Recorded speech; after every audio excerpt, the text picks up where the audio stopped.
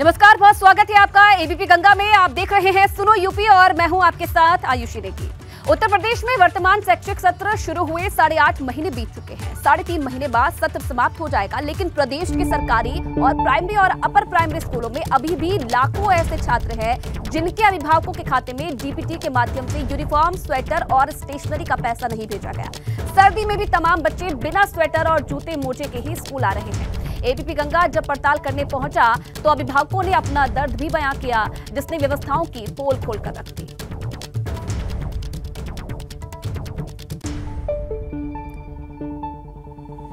तो सर्दी के मौसम में भी छात्रों के पास अभी तक स्वेटर नहीं है। 8 महीने बीत गए हैं शैक्षिक सत्र की शुरुआत हुए, लेकिन अभी भी कई बच्चे ऐसे हैं ग्रामीण इलाकों में जो कि बिना स्वेटर के, बिना जूते और मोजों के स्कूल जा रहे हैं। इतनी सर्दी में भी अभिभावकों के खाते में अभी तक डीबीटी का पैसा नहीं पहुंचा है। कहां पर यह पैसा अटका हुआ है, क्या कमी रह गई है, इसे जानने के लिए एबीपी गंगा मौके पर पहुंचा और तमाम खामियां सामने आई हैं। तो यूनिफॉर्म के इंतजार में है नौनिहाल। शिक्षा विभाग की बड़ी लापरवाही यहां पर सामने आई है। प्राइमरी स्कूल के बच्चों को अभी तक यूनिफॉर्म नहीं मिली है, छात्रों को यूनिफॉर्म तक नहीं मिली है। 8 महीने बाद भी जो यूनिफॉर्म है उसका इंतजार छात्रों की तरफ से किया जा रहा है। लाखों छात्र ऐसे हैं जिनके खाते में अभी तक डीबीटी का पैसा नहीं पहुंचा है। और शैलेश फिलहाल इस खबर पर और ज्यादा जानकारी के लिए हमारे साथ जुड़ रहे हैं। शैलेश, क्या कमी रह गई है? 8 महीने हो गए हैं शैक्षिक सत्र की शुरुआत हुए, सर्दी का मौसम है, भारी ठंड पड़ रही है, कहां पर कमी रह गई है? अभी तक जो डीबीटी का पैसा है वो अभिभावकों के खाते में क्यों नहीं पहुंचा? देखिए, आपको बताएं कि अगर पूरी योजना की बात करें, पहले सरकार की तरफ से, बेसिक शिक्षा विभाग की तरफ से इन बच्चों को यूनिफॉर्म, स्वेटर, जूते मोजे, बैग ये सब बांटा जाता था। लेकिन पिछले साल से व्यवस्था की गई कि पूरी एक ट्रांसपेरेंसी हो। ऐसे में जो खाते में इनके पैसा भेजा जाता है, इस बार 1200 रुपये प्रति छात्र भेजे जाने की व्यवस्था की गई। लेकिन अभी भी लाखों ऐसे छात्र छात्राएं जिनके खातों में ये पैसा नहीं पहुंचा है डीबीटी के माध्यम से। जब हमने पड़ताल की तो सामने आया कि इसके पीछे की बड़ी वजह ये है कि बहुत से जो छात्र छात्राएं हैं या उनके अभिभावक हैं, उनका आधार वेरिफिकेशन नहीं हुआ है, खाते से लिंक नहीं है आधार। इसके अलावा बहुत से सस्पेक्टेड स्टूडेंट्स भी हैं। तो ये वो वजह बताई जा रही है। लेकिन सबसे बड़ी बात कि इन सब के बीच में जो जेन्युइन स्टूडेंट्स पिस रहे हैं उनकी क्या खता, वो किस बात की सज़ा भुगते। हम एक स्कूल के बाहर मौजूद है, स्कूल खुलने का वक्त हो गया, कुछ देर में यहाँ पर दिखने भी लगेंगे बच्चे और टीचर सब। ये देखिए, एक बच्चा यहाँ पर, अपने कैमरा सहयोगी से हम कहेंगे कि वो दिखाए। देखिए, ये एक बच्चा यहाँ पर खड़ा हुआ है, स्वेटर नहीं है, जूते जो हैं आप वो भी देख सकते हैं नीले रंग के हैं। ये यूनिफॉर्म का हिस्सा नहीं है जूते। कुछ बच्चों ने यूनिफॉर्म पहनी भी हुई है, क्योंकि जाहिर सी बात है कि बहुत से बच्चों को मिला भी है पैसा। और कई ऐसे भी बच्चे हैं जिन्होंने अपने पास से, जिनके अभिभावकों ने अपने बच्चों के लिए यूनिफॉर्म एक सेट खरीद लिया। अब इंतजार कर रहे हैं कि डीबीटी से पैसा आए। बच्चों से ही बात करते हैं। क्या नाम है आपका? हिमांशु। कौन सी क्लास में आप? 3rd। अच्छा, स्वेटर नहीं पहना, ठंड नहीं लगती? सर है नहीं स्वेटर, छोटा है। इस साल नहीं लिया क्या? नो सर, सैटरडे को लेंगे, पापा कह रहे थे। अच्छा, तो क्यों नहीं लिया? पापा कह रहे सैटरडे को दिला देंगे। दिला देंगे। अच्छा, जूते भी आपने यूनिफॉर्म के नहीं पहने? Yes sir. घर वाले हैं? यस सर, घर वाले हैं, वाले भी लिए नहीं ना स्कूल। वो नहीं लिया अभी। आप यहाँ पर देखिए, ये बच्चे हैं, जैसे अभी हम एक से बात कर रहे थे, कुछ बच्चे हालांकि इन्होंने यूनिफॉर्म पहनी भी हुई है। तमाम ऐसे जो बच्चे हैं, जब स्कूल्स में हम जा रहे हैं तो ये तस्वीर हमें देखने को मिल रही है जिन्होंने यूनिफॉर्म प्रॉपर नहीं पहनी हुई है, या कई ऐसे बच्चे जिन्होंने पुरानी जो यूनिफॉर्म थी, जो पहले से पढ़ रहे थे, उनके पास जो पिछले साल की यूनिफॉर्म थी उसको उन्होंने पहना हुआ है, काम चला रहे। लेकिन सबसे बड़ा सवाल कि आखिर जो जेन्युइन बच्चे हैं उन तक ये डीबीटी से पैसा कब पहुंचेगा? जब पैसा पहुंचेगा वो खरीदेंगे यूनिफॉर्म को। लेकिन 8.5 महीने बीत गए। मार्च में जो वर्तमान शैक्षिक सत्र है समाप्त हो जाएगा, अप्रैल से नया सत्र शुरू हो जाएगा। तो आखिर जिन चीज़ों की ज़रूरत अभी है वो क्या सत्र खत्म होने के बाद मिलेंगी? तो ये एक बड़ा सवाल उठता है पूरे सिस्टम पर। अगर आधार वेरिफिकेशन की समस्या आई, निश्चित रूप से देखिए, इसमें हम सवाल नहीं उठा रहे कि विभाग की, सरकार की जो मंशा थी डीबीटी के माध्यम से पारदर्शिता लाने की, भ्रष्टाचार रोकने की, वो एक अच्छा प्रयास है, उससे बिल्कुल इनकार नहीं कर रहे। लेकिन ऐसा लगता है कि इस व्यवस्था को लागू करने से पहले जो समस्याएं आनी थी शायद उनका पूरी तरह से आकलन नहीं हो पाया। उसी का नतीजा है ये बच्चे भी जिन तक अभी यूनिफॉर्म के लिए या डीबीटी के माध्यम से उनके खातों में पैसे नहीं पहुंचे। देखा जाए तो ये परेशानी समय पर देखने को मिलती है। इससे पहले भी एबीपी गंगा ने पड़ताल की थी, तब भी उस वक्त यूनिफॉर्म की कमी देखने को मिल रही थी। कई जो चीजें थी, मूलभूत चीजें थी, उनकी कमी देखने को मिल रही थी। उस वक्त भी उस पर काम नहीं किया गया। अब जैसे कि आप बता रहे हैं कि आधार लिंक करना होता है, तमाम डॉक्यूमेंटेशन करना होता है, वो तो इन छात्रों का काम नहीं है, वो तो जो अधिकारी हैं उनका काम है, परिजन उनका काम है। तो ये सब चीजें आखिरकार देखेगा कौन? जो भुगतान है वो तो बच्चों को करना पड़ रहा है, ये तो समय पर चीजें करनी चाहिए थी ना, वो क्यों नहीं की गई? बिल्कुल सही सवाल आपने उठाया कि जो जिम्मेदारी है इन चीज़ों को लेकर वो किसी की है, लेकिन जो सज़ा भुगतने वाले हैं वो है ये नौनिहाल, वो ये मासूम है जिनको घर से यहाँ पर आना पड़ रहा है, चाहे सर्दी हो, अगर यूनिफॉर्म नहीं है तो ठंड में भी आना पड़ रहा है। और दूसरी चीज़, जहाँ तक बात करें आधार लिंक को लेकर, तो आधार का काम निश्चित रूप से अभिभावकों का है सबसे पहले कि उनका बैंक खाता हो, उसमें आधार लिंक हो। लेकिन जिस परिवेश से ये बच्चे आते हैं, जिन परिवारों से आते हैं, उनमें तमाम ऐसे लोग हैं जो आज भी इन चीज़ों को लेकर आप कह सकते हैं उतनी जागरूकता नहीं है या उतना ज़्यादा चीज़ों को जानते नहीं हैं। विभाग कहता है कि इसके लेकर हमने जगह जगह आधार वेरिफिकेशन के लिए व्यवस्था भी कराई, लेकिन कहीं ना कहीं वो व्यवस्थाएं उतनी पर्याप्त नहीं थी। शायद इसी वजह से यहाँ पर ये जो बच्चे हैं इन तक या इनके अभिभावकों के खाते तक तमाम बच्चों के ये पैसा नहीं पहुँच पाया। अगर कुल संख्या की बात करें तो 1,91,00,000 छात्र छात्राएं देखिए इन स्कूलों में पढ़ते हैं, और विभागीय सूत्रों की माने तो 10 लाख से ऊपर अभी भी ऐसे छात्र छात्राएं हैं जिनके कमी जरूर है शैलेश, और इस रिपोर्ट को देखने के बाद जरूर प्रशासन की नींद जागे और बच्चों को जो मूलभूत चीजें हैं उनको मुहैया करवाया जाए, यही हम चाहेंगे। बहुत धन्यवाद आपका तमाम जानकारी। चलिए आगे बढ़ेंगे तो गाजियाबाद के मोदी नगर इलाके में एक पीएचडी स्कॉलर की हत्या का दिल दहला देने वाला मामला सामने आया है। इस हत्या की वारदात को मृतक छात्र के मकान मालिक ने अंजाम दिया है। आरोपी ने हत्या के बाद शव को 4 टुकड़ों में काटकर उसे गंग नहर में फेंक दिया। जब मृतक छात्र से उसके दोस्त संपर्क नहीं कर पाए तो पुलिस के पास गुमशुदगी की रिपोर्ट दर्ज कराई गई, और इसके बाद जांच में जुटी पुलिस ने अब सनसनीखेज हत्या के मामले का खुलासा कर दिया है। हत्या के आरोप में पुलिस ने आरोपी मकान मालिक समेत 2 लोगों को हिरासत में लिया है। पुलिस अधिकारियों के अनुसार आरोपियों से पूछताछ की जा रही है और जल्द ही पूरे मामले का खुलासा कर दिया जाएगा। तो गाजियाबाद से ये दिल दहला देने वाला मामला सामने आया है। कुछ पैसों के विवाद को लेकर जो मकान मालिक थे उन्होंने छात्र की हत्या कर दी, और यही नहीं, हत्या करके जो शव के टुकड़े थे उसे करके गंग नहर में फेंक दिया। में जो मृतक का मकान मालिक था, सबसे पहला शक उसी पर गया, और जब उसको हिरासत में लेके उससे गहनता से कड़ाई से पूछताछ की गई तो उसने पूरी घटना को करना कबूला। उसके द्वारा ये बताया गया कि मृतक अंकित के अकाउंट में कुछ ज़मीन बेचकर कुछ पैसा आया था और इसके मन में लालच आ गया था, तो इसीलिए इसने कुछ पैसा पहले ही अंकित से अपने अकाउंट में ट्रांसफ़र करवा लिया था।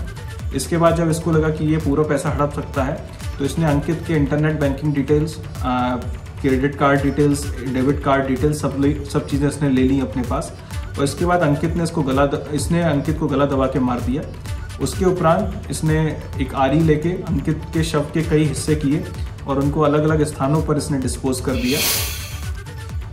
और चलिए पॉइंट्स के जरिए हम आपको समझाते हैं कि पूरा मामला आखिरकार क्या था। गाजियाबाद में छात्र की हत्या कर दी गई, पीएचडी के छात्र की बेरहमी से हत्या की गई।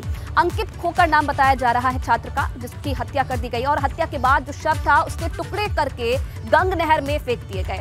मकान मालिक पर हत्या का आरोप है। मकान मालिक ने पैसे उधार लिए थे और अंकित से 60 लाख रुपए उधार लिए गए, ये बात अभी तक सामने आई है। और हत्या के बाद खाते से 40 लाख और निकाले।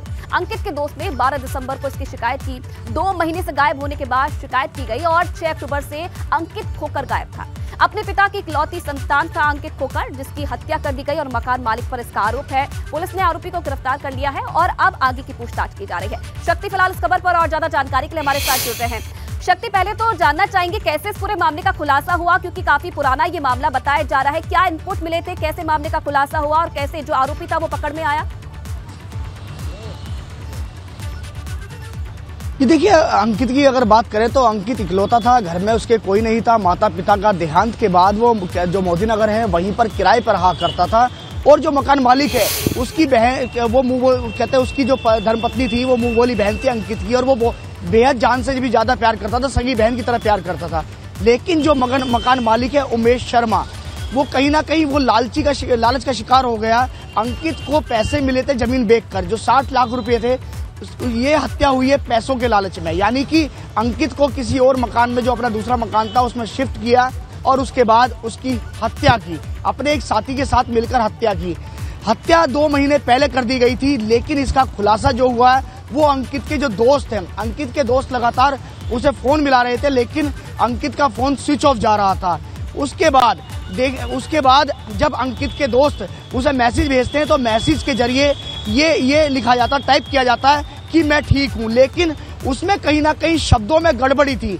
तो उन्हें कहीं ना कहीं शक हुआ कि जो मैसेज आ रहे हैं तो वो अंकित के नहीं है, जो मैसेज आ रहे हैं वो कोई और कर रहा है। तो वो थाने में पहुंचते हैं, थाने में पहुंचने के बाद वो गुमशुदगी की रिपोर्ट दर्ज करते हैं। उसके बाद जो पुलिस पहुंचती है मकान मालिक को लेकर आती है और जब सख्ताई से पूछताछ करती है, तो जब इस पूरे का खुलासा होता है और खुलासा बेहद चौंकाने वाला होता है, क्योंकि उसकी गला दबा के पहले हत्या की जाती है और हत्या करने के बाद जो उसके शव हैं उसके कई टुकड़े किए जाते हैं और गंग नहर में फेंक दिए जाते हैं अलग अलग स्थानों पर। तो अब सबसे पहली चुनौती पुलिस के सामने ये भी है कि उसके शव की बरामदगी किस तरह होगी, कैसे होगी, क्योंकि गंग नहर है और गंग नहर में काफी समय पहले ये टुकड़े फेंक दिए गए थे। तो अब पुलिस ने हालांकि इसमें 2 लोगों को गिरफ्तार किया, मकान मालिक और उसका जो साथी है उमेश शर्मा जो मकान मालिक है और उसका साथी है प्रवेश शर्मा। तो इन दोनों ने यानी कि 60 लाख रुपये कहते हैं उसकी हड़प लिए थे और अब इन्हें ये था कि अब इसके पैसे वापस ना देने पड़े। तो पहले गला दबा के हत्या की। तो बड़ा ही बेहद ही ये चौंकाने वाला मामला है। और ये हत्या यानी कि हत्या करने के बाद अपने घर में 3 दिन तक उस शव को रखा भी और उसे कई टुकड़ों में काटा गया। और काटने के बाद जो गंग नहर है, गंग नहर में गाजियाबाद से लेकर मेरठ तक उसके जो शव के टुकड़े हैं वो फेंके गए। तो अब जो पुलिस है, पुलिस उसमें है, उसके सामने सबसे बड़ी चुनौती है कि अब उसके शव की बरामदगी करेगी कैसे। हालांकि पुलिस ने इसमें जो आरी थी, जिस आरी से जो काटा था, जो शव काटा था, वो बरामद कर लिए है। चलिए बिल्कुल शक्ति, अब देखने वाली बात है और क्या कुछ खुलासे होते हैं आरोपी से पूछताछ में। बहुत धन्यवाद आपका तमाम जानकारी देने के लिए। तो यूपी निकाय चुनाव के लिए 2024 के लिए भाजपा की तैयारी तेज हो गई है। सीएम योगी ने खुद 17 नगर निगम में जीत के लिए कमान संभाली है। बूथ प्रबंधन से लेकर मंडल सेक्टर को मजबूत करने की रणनीति बनाई गई है और भाजपा की जिले की टीमों को और मजबूत करने की योजना बनाई गई है। सीएम योगी निकाय चुनाव से पहले हर निगम में रैली करेंगे। 17 नगर निगम में सीएम योगी 1 से 2 रैलियां और रोड शो करेंगे। प्रमुख नगर पालिका के लिए भी प्रचार करेंगे सीएम योगी। नगर निगम, नगर पालिका, नगर पंचायत में कमल खिलाने की तैयारी है। निकाय चुनाव को 2024 का सेमीफाइनल माना जा रहा है और इसीलिए सभी मंत्री, विधायक, सांसद निकाय चुनाव में जुटेंगे। बूथ से लेकर प्रदेश पदाधिकारी निकाय चुनाव में जुटेंगे। तो भाजपा की तरफ से जो रणनीति है उसे तेज कर दिया गया है और खुद इस बार जिम्मा संभाला है सीएम योगी आदित्यनाथ ने। और शैलेश अरोड़ा इस खबर पर और ज्यादा जानकारी के लिए हमारे साथ जुड़ रहे हैं। शैलेश, निकाय चुनाव और उसके बाद 2024 का चुनाव, सेमीफाइनल माना जा रहा है निकाय चुनाव को और इस बार खुद जिम्मा संभाला है सीएम योगी आदित्यनाथ ने। बिल्कुल निश्चित रूप से आयुषी, अगर आप देखें तो लगातार मुख्यमंत्री योगी आदित्यनाथ जो है वो प्रबुद्ध सम्मेलन करते रहे। जिस नगर निगम में गए वहां पर करोड़ों रुपए की, सैकड़ों करोड़ की, बल्कि एक नगर निगम को आप देखिए तो उन्होंने सौगात दी है। और अब जो तैयारी है वो ये है कि खुद मुख्यमंत्री देखिए कमान तो संभाली हुई है और अब अगली तैयारी जो है वो ये है कि लगातार जितनी भी बड़ी नगर पंचायत है वहां पर या नगर पालिका परिषद जो महानगरों की है वहां पर मुख्यमंत्री के कार्यक्रम हो। और यहाँ पर देखिए अगले आने वाले दिनों में आप देखेंगे कि जितने नगर निगम है वहां पर सीएम योगी की रैलियां होंगी। 1 से 2 रैली कराने की योजना है, रोड शो होंगे। इसके अलावा जो प्रमुख पालिका परिषद है वहां पर भी सीएम प्रचार के लिए जाएंगे। जो प्रबुद्ध जनों से संवाद का कार्यक्रम है, जनसंपर्क है, इसको आगे बढ़ाया जाएगा। और इसके साथ में जो चुनाव के लिए मंत्री है, विधायक है, सांसद है, इनको भी पूरी तरह से जुटने के लिए निर्देश दे दिए गए, क्योंकि कहीं ना कहीं पार्टी भी जानती है कि इस समय जो जमीन तैयार की जाएगी वो 2024 तक फायदा देगी, क्योंकि ये सेमीफाइनल है 2024 का। बिल्कुल बिल्कुल, और इसी पर तेजी अब बढ़ाती हुई भाजपा नजर आ रही है। बहुत धन्यवाद शैलेश तमाम जानकारी के लिए। और चलिए आगे बढ़ेंगे। आगरा से बड़ी खबर आपको बता दें, यहां कार में धमाके के बाद एक कार में आग लग गई। शॉर्ट सर्किट से कार में आग लगने की आशंका जताई जा रही है। फिलहाल दमकल ने आग पर काबू पा लिया है, ये राहत की बात है। न्यू आगरा थाना क्षेत्र की घटना बताई जा रही है और मौके से तस्वीरें भी सामने आई है। आप देखिए किस तरीके से शॉर्ट सर्किट के चलते इस कार में अचानक से आग लगी और पूरी कार जलकर खाक हो गई है। हालांकि दमकल ने मौके पर पहुंचकर इस आग पर काबू पा लिया है। किसी प्रकार की कोई जनहानि नहीं हुई है, लेकिन ये एक्सक्लूसिव तस्वीरें एबीपी गंगा पर आप देख सकते हैं। न्यू आगरा थाना क्षेत्र का ये मामला बताया।